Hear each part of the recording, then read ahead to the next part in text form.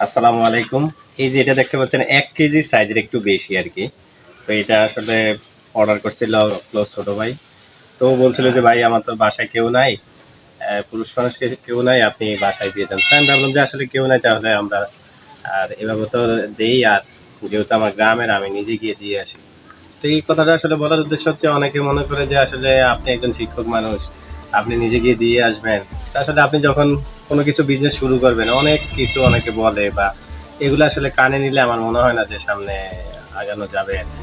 কারণ আমি মনে করি যে একজন আমি শিক্ষক ঠিক আছে কিন্তু এটা তো আমার একটা ব্যবসা বা আমি তো এখানে খারাপ কিছু করতেছি না। তো এইসব ইগো থাকতে আমার মনে হয় ভবিষ্যতে আসলে কিছু করা যায় না।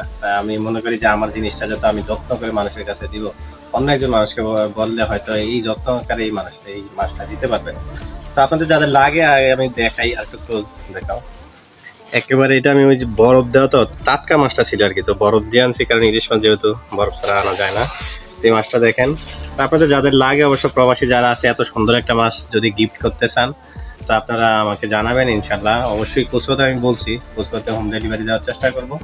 আজ অনেক সময় আমি এই কথাটা বলার কারণ কি, কারণ হচ্ছে সবাই যখন নিজের প্রোডাক্টটা নিজে যেভাবে যত্ন এবং মায়া করে দেয় অন্য কারো কাছে আমি একটা জিনিস দিলাম তারা কিন্তু ওই গুরুত্বটা দেয় না। মানে আমার কোনো যেমন যেমন ফালাই দিতেছে বা ইয়ে করতেছে ওই মায়েরা কিন্তু থাকে না। ঠিক আছে দূরে হইলে তো অবশ্যই আমার দেওয়া সম্ভব না বা ডেলিভারি ম্যান দিয়ে আমি এবার আমও সেল দিয়েছি ডেলিভারি ম্যান দিয়ে।